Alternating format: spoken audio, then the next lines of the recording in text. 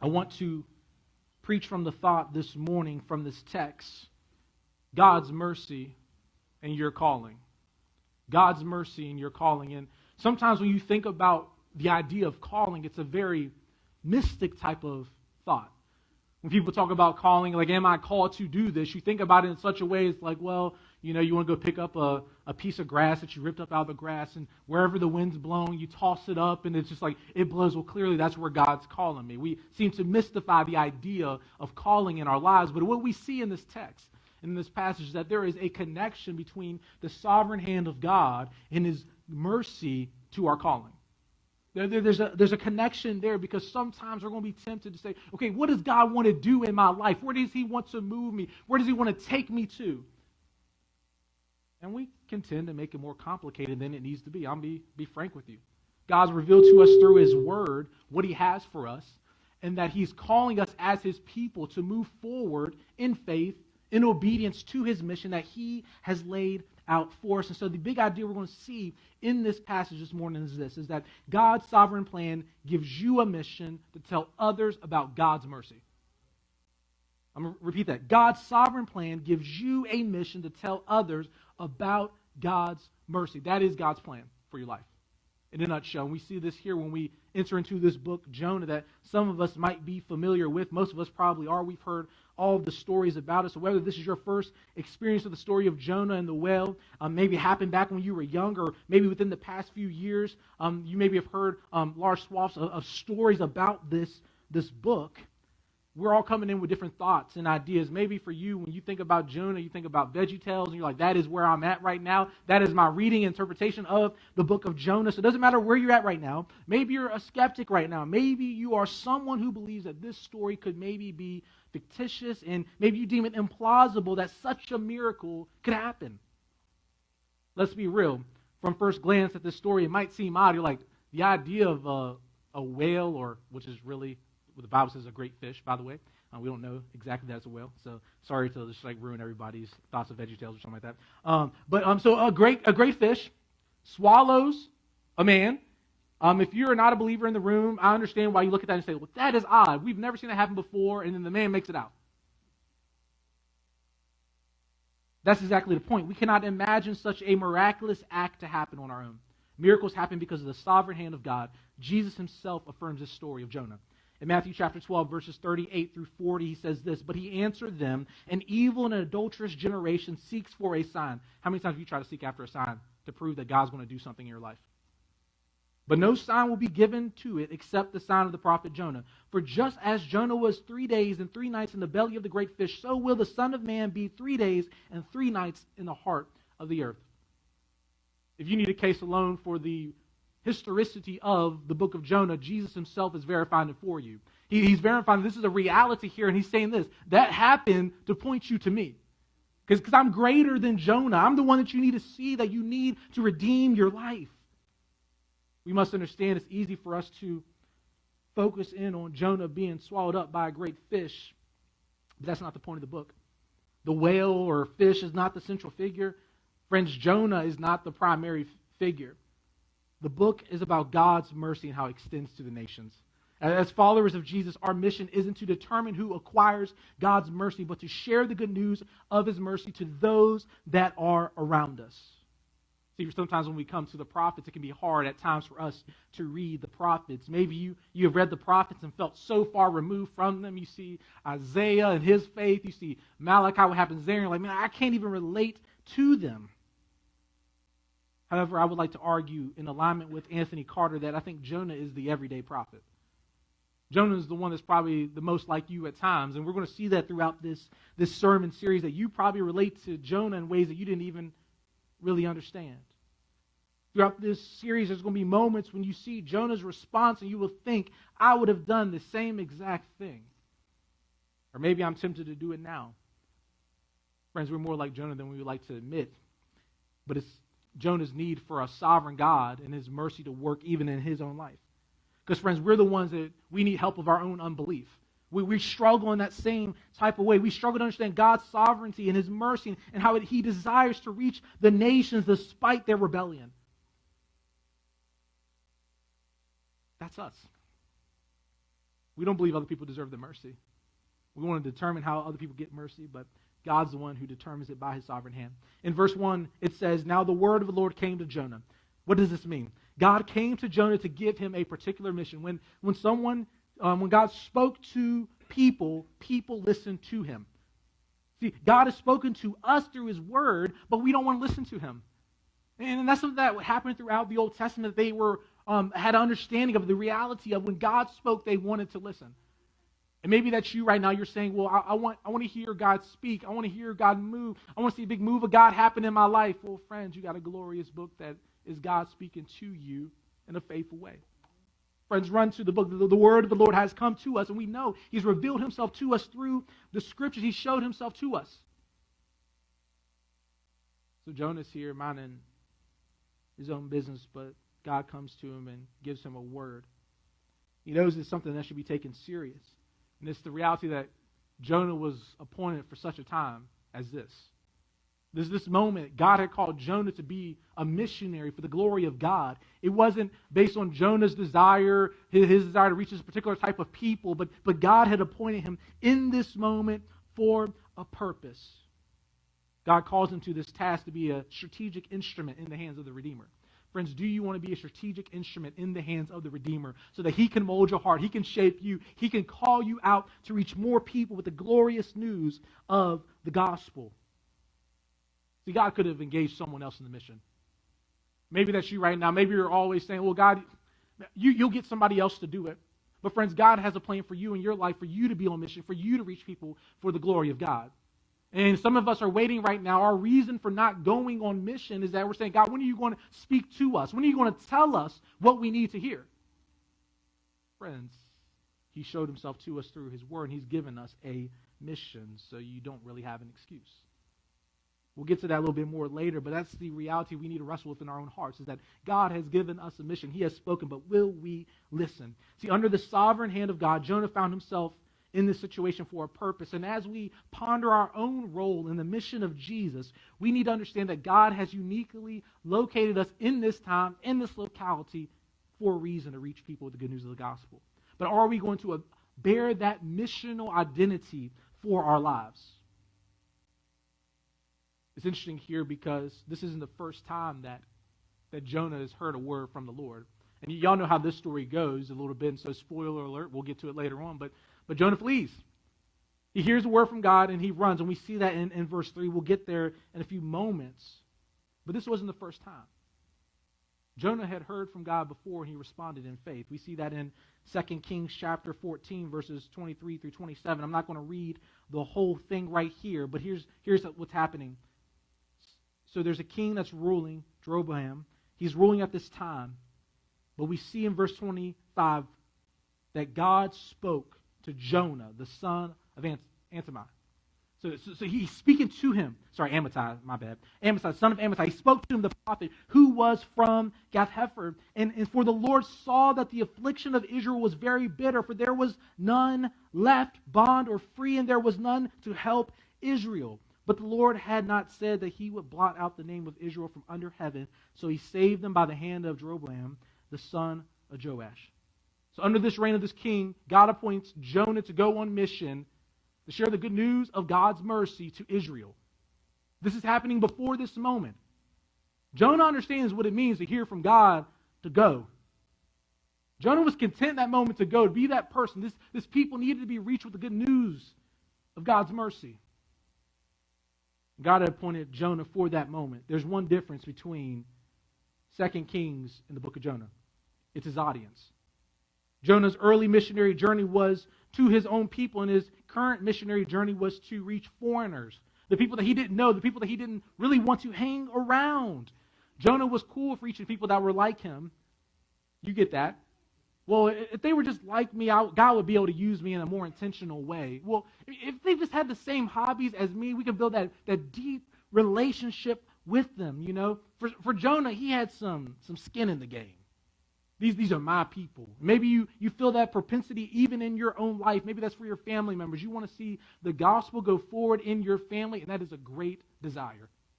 You should press into your family. You should seek to make disciples within your home and within your extended family. That's a good desire. But God's called us to reach all people with the glorious news of the gospel. He wants us to reach the nations.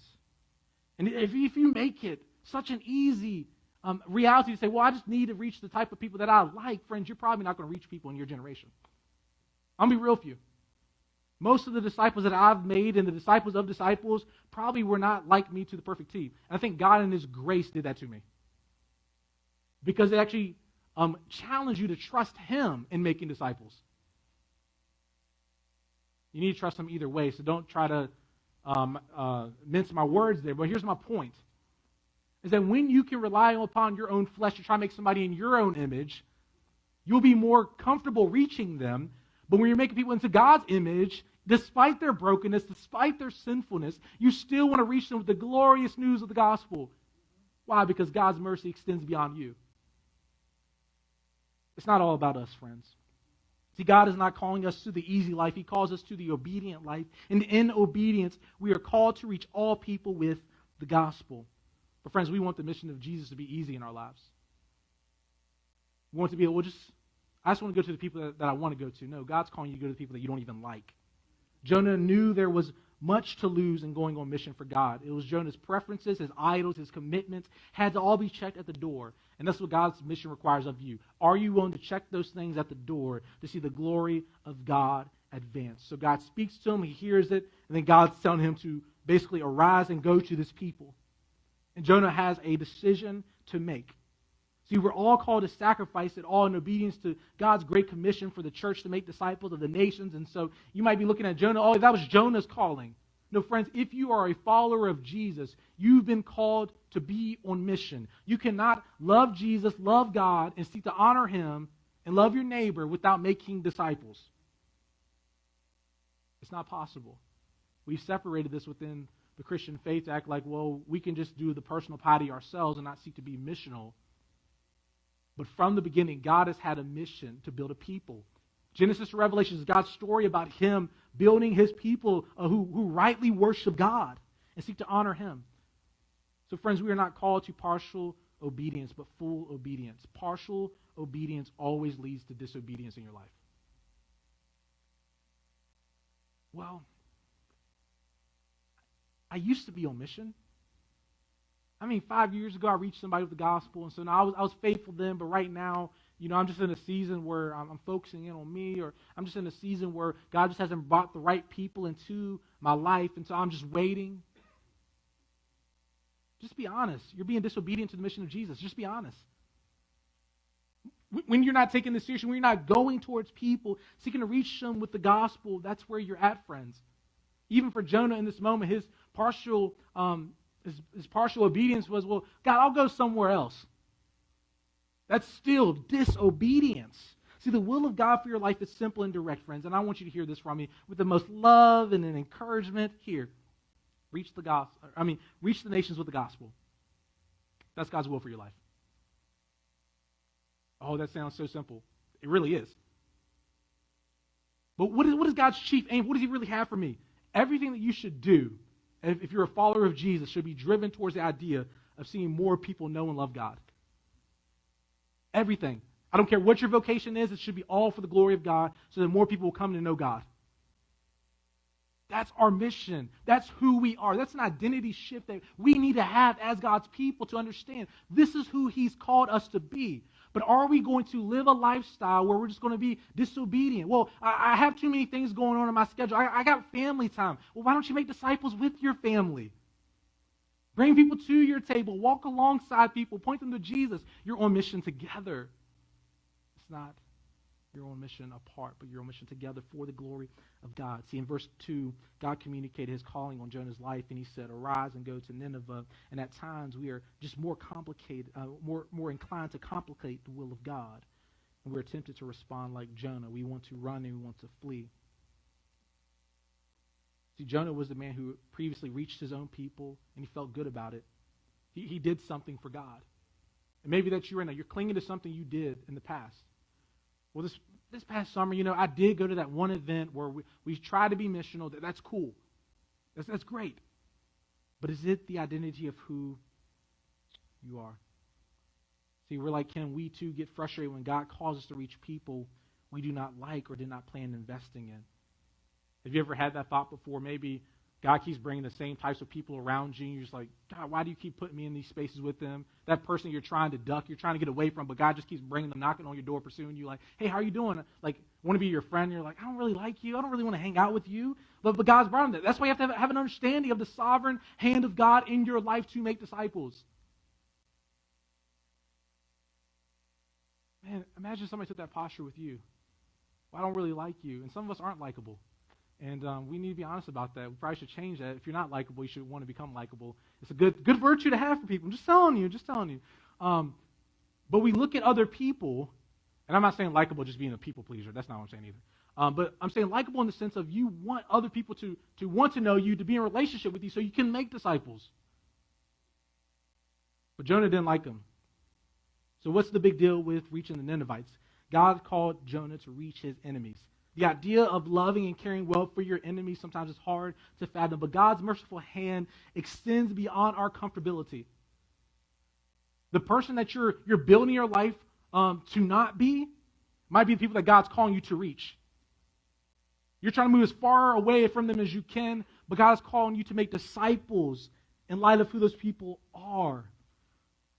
As I mentioned earlier, Jonah ministered to his fellow Israelites, but in this moment he could not understand why God would show mercy to such a wicked people like the Ninevites. See, Jonah misunderstood that God always desired to reach the nations. I don't know who the Ninevites are for you in your life. Those people that you just can't imagine God's mercy being displayed on. I don't know who that is for you. But you're not God. You don't control where his mercy will be extended to. But you need to trust his sovereign hand and where he's calling you to make disciples. In Jonah's estimation, they did not deserve mercy, and Jonah forgot that he didn't deserve God's mercy. Isn't that humbling to think about at times? That moment you're tempted to look at someone else and say, well, they don't really deserve the merciful hand of God. You're going to do that when you don't understand that you needed God's mercy. So the moment that you think that you deserved it, you're going to struggle to reach other people because you're going to measure yourself up above them, and you're going to struggle to move near to them. This is God's calling on our lives. I get it. Ninevites are hard people to love. They were known as a powerful, terrorizing military state who abused the power that they had to strengthen the Assyrian Empire. It was a wicked and despicable people. They weren't a God-fearing people at all. People knew about the evil deeds and their corruptions. Even God said, it's been exposed to me. God calls it a great city because of its influence and power. But imagine what could happen to a city like this that bowed down to God. Imagine it. Imagine what could happen to a people that were enemies to God, like us, and they bowed down to him. That's only by the grace of God. It's only by his mercy that can happen, and it shows off the glory of God, not your glory. And that might have been part of Jonah's story there. I'm not going to read that into him, but it's kind of hard when you can go on the crusade yourself and try to do some things. But it's harder when it's all about God's glory and it's not your own. What we're going to see here in this text is that something great could come out of Nineveh, the place that people despise. Later on in Jonah, the writer records that there are over 120,000 people in this territory. And I find this comparison helpful for this moment because within our county region of Waynesboro, Stanton, and Augusta County, we have right around 120,000 people. God desired a movement to take place among the 120,000 people, but are we willing to see a movement take place in the same type of way? Jonah was not convinced. Friends, maybe you have not been convinced about our community and seeing the gospel go forward here and seeing wickedness uprooted and people rightly worship God for who he is. Friends, have you been convinced? Have you been convinced that you are called more here to be missional here than to go and be missional overseas? I was having a conversation today that it's easy for us to talk about we want to reach all those other people there, but it's harder to reach the neighbors that are right around us that are struggling, that are the pagan bad people that you don't really like. Could you imagine what could happen if we caught a vision for reaching 120,000 people with the gospel? One thing we've been saying is this lately around New Valley, if you walk through the membership process with us and things like that, is that we want to be a part of reaching 120,000. And when we have a vision to reach this 120,000, it might seem small in some sense, but we say, Lord, if you can allow us to be a part of reaching 1% of that, that would be great, because if we partner in reaching 1%, other churches reach 1%, God's going to put a dent in his kingdom here. That's 1,200 people. We want to reach more than that, but we just want to be a part of seeing a gospel movement take place here. through a disciple-making movement, friends, have we caught the vision? Are we convinced yet that God is calling us to go and to make disciples? See, Jonah here, he's called to go into this land by himself. He did not have a team. He did not have the backups. I know the feeling to some extent to feel a call by God to go into to do something that you don't know if anybody's going to join you on. And it's one of those things where when God calls you to do something and calls you to go somewhere, you trust him in faith. It's not about having the right people around you, but it's about a big God who will bring what you need to the table so you can reach more people. See, God had called him to call out against their rebellion and point them to God's mercy. And who wants to be that one person that goes into 120,000 people and starts to declare the glory of God? This is why he couldn't get down with God's mercy shining its light on the Ninevites. Friends, are there people that you struggle to see God's mercy extend to within our 120,000 people that are around us? Are there different types of people that you just want to move away from? Are there different ideologies that you just cannot stand? Most of the time, when we witness the wickedness of nations, people or ideologies, we are more content to watch them crash and burn to see them become recipients of mercy. Have you been praying more for the downfall of people than them to come to know God? Think about that. For real. That's serious. Are you praying more for their destruction than the merciful hand of God to come in to save them from destruction? Here's the thing. When you trust a sovereign God, he's going to take care of the rest of that stuff. But we need to plead God to work and to move and to do something here. We got to trust him that his merciful hand can work in our community, in our generation. Are we convinced? What does this say about us? We want mercy to abound for us, and we are inclined to watch the wrath of God be poured out on others. And here lies a critical point for Israel to understand. God's mercy extended beyond them. And friends, I hope you understand that. Because I've had plenty of conversations with people, and it's so tempting at times to really believe, well, I want you to be merciful to me, but then next second, and in a conversation later on, you want me to pour down the wrath on another person. That's just how we contextualize our lives, that we like that idea that we deserve mercy, nobody else does. See, his grace and mercy was not limited to those who were supposedly following him or a part of the nation of Israel, but for those who are also far from God so they become near to God. It's not limited to just us, but it's for those as well. Do you have coworkers who you avoid having conversations with because you are appalled by their actions? Do you have neighbors who you neglect because of their life habits look different than yours? Are there people who you do not invest in because they represent everything you abhor? We've got to be honest, friends. You've been there before. You've walked into Walmart. You're just minding your own business, grabbing your groceries, and you've seen a group of people, and you're looking at them like, what is wrong with those people? Y'all ain't been there before? Oh, okay. Let me give you another example. You've been scrolling on social media, on your Facebook account, and you're like, what has happened? Oh my gosh, they're such an awful person. They're wicked. I can't stand them. Hide their posts. You hide it. What if you pray for them before you hide it? What if you pray for them before you judge them? Maybe God's going to reshape your heart and your mind for how you care for those people. Friends, we've been there before. We've got to be honest about this. We like to choose who deserves mercy. We build images and caricatures of people in our lives, and that hinders us in the mission of Jesus because we say, I'm called to go to these people, not those people. But if you're placed here, God's calling you to go to these people with the good news of the gospel. Friends, we got some good news for people. See, God didn't call Jonah and his friends to journey to Nineveh, but God raised up Jonah for such a time as this. And your loved ones might not have the same burden and calling to reach a particular people, but when God calls your family on mission, you go. So maybe you're here right now. Maybe your spouse is the one that's struggling with this idea of being on mission. You need to convince them, we need to go. Maybe you're single in here, you're trying to figure out, what do I do with my life and with my time? Go on mission. This is the mission that Jesus has called you to. But will you take it serious? Is it worth losing it all for it? See, God knew the idols of Jonah's heart. God knows the idols of our hearts. What is keeping you from reaching the people that God has placed before you? Think about it, friends. I don't know the idols of your hearts, but God does. God will reveal them to you if you ask him to do it.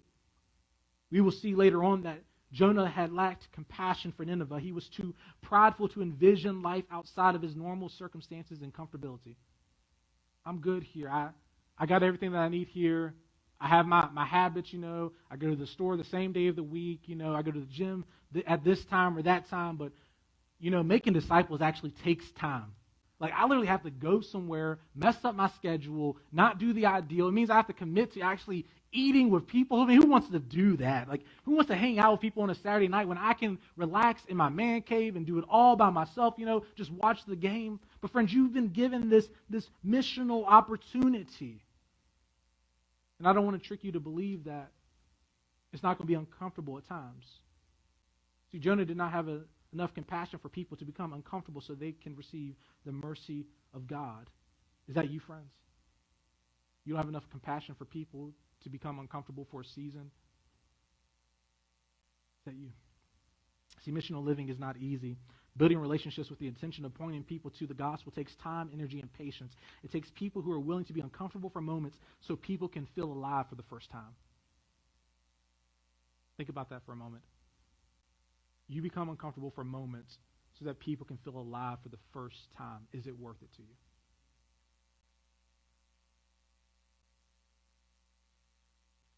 Friends, God's mission to reach the nations drives his people. We cannot be faithful to God without being obedient to his mission. This is a checkup moment. How have you been doing? How have you been moving towards people with compassion and care so that they know and love God? Or have you been selfish and inward focused? And I really want you to evaluate here yourself.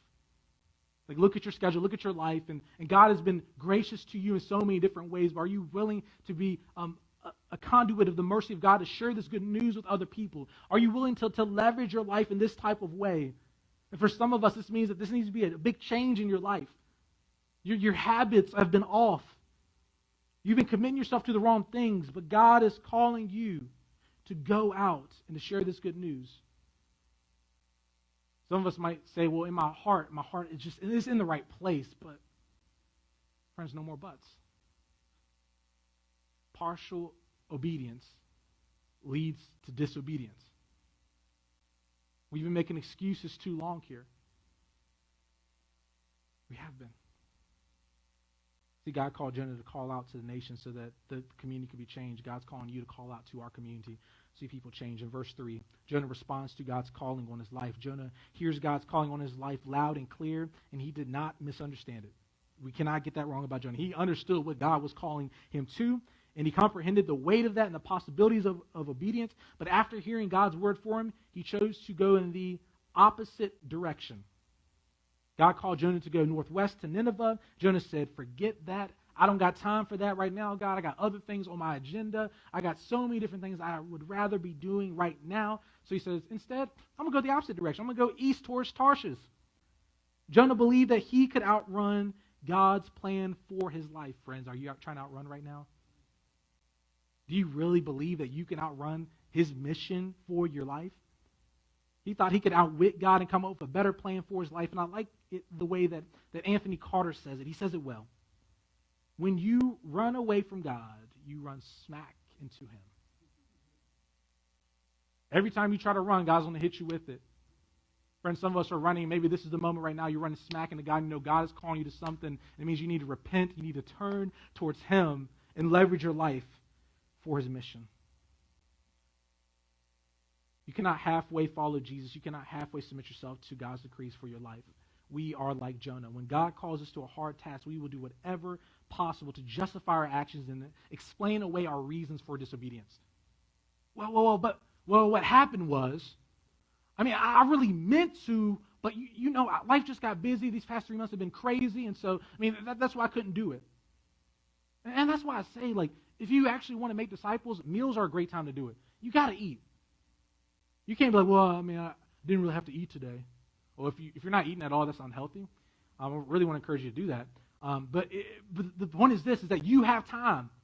You have opportunities in your life to leverage for the mission of Jesus. We don't have excuses. But our lives are ridden with excuses or our disobedience. See, disobedience was permissible for Jonah because the Ninevites were wicked people. And that was the foundational principle of why he was called to go there. He missed it. He missed it all. Jonah missed that God wanted the nations to experience his presence in his disobedience. He flees the presence of God and plays a complicit role in the Ninevites not hearing the gospel. If there's a difference of like you like not knowing, but you knowing and you doing something else, it's different. And for some of us right now, we know what we're called to do, to make disciples, and you're just intentionally saying, no, I'm not going to do this. God, I know you're calling me to do this, but no, God, I'm going to do something else. Don't be that person, friends. There's grace for you if that's where you're at right now. But this is what grace does. Grace changes you. Grace brings you towards repentance. For you to see your transgressions against God and you turn towards Him and say, no, Father, that's not what I want my life to be marked by, but I want to follow you in faith. Your habits can change. Your intentions can change. See, being at odds with God and His compassion led Jonah to run from God's presence. When you remain in the presence of God, there is no way that your heart will not be changed. And that's something we need to understand here, is that if Jonah would have stayed before God, instead of trying to run from Him, even though he can't run from Him, we'll get there in a moment, your heart would be changed. The more time you spend in His Word, the more time you spend in prayer for people, your heart will change. Give you a challenge. Those people that you struggle to love, are you praying for them? See, Jonah didn't even consider what God might want to do in their lives. He just thought, I'm out. See, even if Jonah wanted to run away from God, he did not realize he could not get far enough away from God. We serve a omnipresent, omniscient, omnipotent God. We cannot outrun His presence. We cannot outrun His knowledge. We cannot outrun His power. And Jonah learned the hard way. He tries to run away from God and goes to buy fare to hop on a ship to take him away from what God was calling him to. 2 questions for you to consider. Are we running away from God's presence? And do we believe that we can outrun God's calling for us to reach the nations with the gospel? We all have to determine that. Are you going to run? Are you going to actually submit yourself to God in all areas? Friends, today there are some of us that are among us right now. They're at a crossroads moment in life. If that's you, it's time to decide if you're actually going to move forward in the right way and seek to follow Jesus. Are you going to own up to the areas of your life and then stop making excuses? Well, I would have done this. I would have done that. Just say, no, I'm not doing it, and I need a change. I can't tell you how many times pastorally I've received emails from people about like what they would do for the mission of Jesus, if they could. And my response is, why don't you? Well, I want to see people change. I want to see lives. Well, show up, be present, make disciples. God's giving you what you need. He's giving you His Word. He's told you what you need. But we keep making excuses along the way. So if you're at this crossroads moment, you need to decide if you're going to stop running from God, what He has planned for you. You need to decide, are you going to keep making excuses for why you don't serve Him? Maybe you're the person that talks about what you used to do back in the day, all the disciples you've made. We're not talking about that. Missional living is not optional, but it flows out of the heart of someone who consistently experiences the presence of God every day of your life. And if you're struggling to have a missional component, a missional mindset, friends, I can probably connect it to your time with the Lord.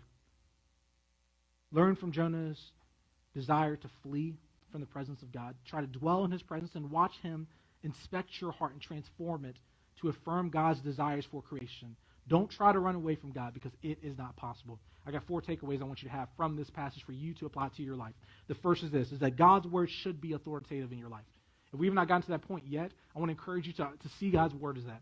When God speaks, we should listen. And God has sufficiently given us His Word to guide and to direct our lives. We do not need a new word from God to know what He's calling us to do. So stop waiting. Stop waiting for that fleece moment in your life. God has told you what you are called to do. You're not special in that type of way. And that might be nice for some because you can actually relax and get to what God has for you. Don't make excuses in that, but we need to see God's Word as authoritative because He has something for us in our lives. So are we going to submit to Him in that way? Are we going to take Him serious enough so when He speaks, we listen and we go on mission? Because if you believe His Word is authoritative, you have no excuse for not being obedient to His mission. It's just sheer disobedience. 2, God determines who receives mercy. We cannot determine who receives mercy. It might be tempting, but we are not God. We don't get to choose who will experience God's mercy. He has called us to go and tell, and how God called Jonah to arise and go. Think about that. God called Jonah to arise and go. He called us to go and tell. He's calling us to the same lifestyle. So however, within yourself, you need to fight this temptation to curate who is worthy. Have you looked at your neighbors and said, well, they might not be worthy? of my relationship with me, to get to know them, to leverage your life. The third one is this. God's sovereign hand determines who you are called to reach. Most of the time we believe that we are only equipped to reach a certain type of person, but God constantly uses us to reach those who we never imagined we could connect with. That's been the story of my life. Why? Because it requires us to trust His sovereign hand and Spirit to guide us through all situations. The moment we are content to make disciples on our own, we are more inclined to make disciples of people in our own image. God has placed you here in 2020 in our region for a reason. You got to believe that. Stop fantasizing about what you would do if you're in another area with the right resources, the right talents, the right treasures. No, make disciples. For some of us, as we're sitting here right now, we're thinking, okay, God, what do you want me to do with my life? How do you want me to purpose myself? Make disciples. You will find so much joy there when you see people's lives changed by the glorious hand of God. There's nothing like it. But we have to take this mission serious for our lives. Don't dream about reaching other people, but press into our region to make disciples. If you did not know this, God has even placed you in your neighborhood for a reason. I like looking at houses sometimes, and so sometimes I'm tempted to be like, man, that would be a nice house to get into. So you start fantasizing. But what happens is like, oh, once I get up and make it somewhere, or I get somewhere else, then I'll have the ideal community. Are you laying into the community that God's placed you in right now, leveraging it all in your neighborhood, workplace, recreational activities so you can reach people? The fourth is this. Your past does not release you from His mission. Jonah relied upon his past experiences as an excuse for his present disobedience. He had done things for God before, but now it's like, well, God, I can be a little bit more hesitant right now. I know you're called me to these things, but I can hold off a little bit. He had been faithful to God and obedient to His word, but when God called him to the next task, he chose to sit this one out. How many times have you gotten an email from New Valley Church about a new missional opportunity? You said, well, I'll just sit this one out. Oh, y'all never done that, right? I'm just kidding. I'm joking. But in kind of not. But when we talk about, guys, we can joke here. The point is this. We talk about, hey, I want missional opportunities in my life. We have those conversations all the time. But when missional opportunities present itself, are you the first one to say, I want to be there? I mean, that's just the reality of it. I'm shooting. Can we shoot straight together on this? Can we be honest with ourselves? For some of us, we're banking on what we did for the past 20 years, and we haven't done anything in this year. We've done more complaining about what has happened in this past year than seeking to make disciples in the midst of this. We've been reaching more people during this season, but we have to take this serious. If we're going to take this commission to make disciples, past obedience does not atone for your present disobedience, so stop banking on it. Trust Jesus, trust His grace, and trust Him to move us forward. So as you consider your role in the mission of Jesus, remember that you are called to be active in your faith, not passive. And what will God do in your life? Friends, God will do glorious things through our lives if we together as a people, as New Valley Church, commit to making more disciples this year. What if we all reach one or two people this year? What would happen if we had that missional focus? I'm not talking about just inviting somebody to church. I'm talking about pouring into their lives, walking alongside of them, investing in them. That's the life of a disciple. That's what Jesus is calling us to. That's why Jonah didn't want to go, because he knew he would get dirty. He'd be around people he didn't like, people he didn't want to be with. But God has placed you here for a purpose and for a reason. Will you take His mission serious? This is how God's mercy and your calling are so intertwined. God's called you to something. It might not be what you think it should be. It might not be how you want it to be, but God has called you to do some things for the glory of God. He saved you in His grace, and that is glorious news for us. The reality that even though we are sinners, Christ died for us to atone for us for our sin on the cross, but He's given us a mission. He wants more people to experience His mercy, to experience His love, and He's placed us here for that purpose, to share the glorious news of the gospel. But friends, will we go? Will we embrace our calling?